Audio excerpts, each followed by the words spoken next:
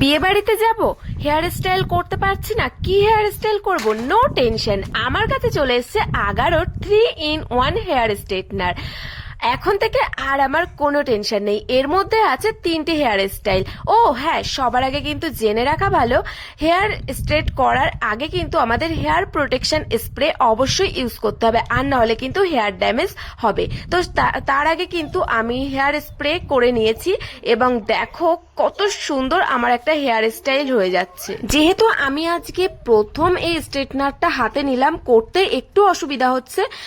আশা করছি নেক্সট বার করলে আমি একদম পারফেক্টলি করতে পারবো। প্রথমবার করছি বলে একটু ভয়ও লাগছে, কি করব কি না করব, তার জন্য একটু এদিক ওদিক হচ্ছে। কিন্তু আমার মেশিনে কিন্তু একদম সুন্দর কাজ করছে, দেখো কত সুন্দর একটা হেয়ার স্টাইল হয়ে গেছে। আমি তো পুরো টেনশন ফ্রি, যেখানেই যাই না কেন প্রচন্ড আগে টেনশন হতো যে কি হেয়ার স্টাইল করব কি না করব, সবসময় একই হেয়ার স্টাইলে কিন্তু আমি সব জায়গাতে চলে যেতাম।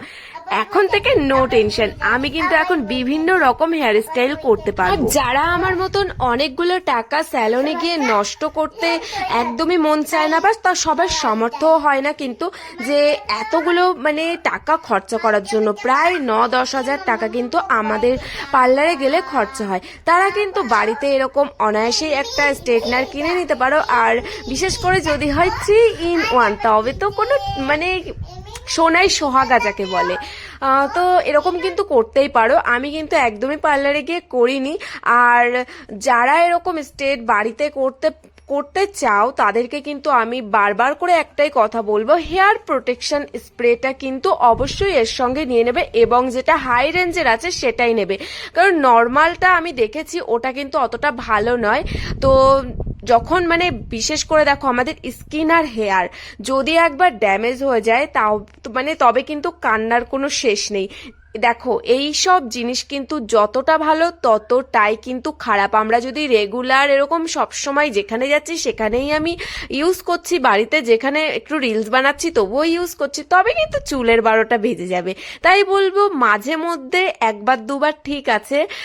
আমি আমার পার্সোনাল মানে মতামত জানালাম।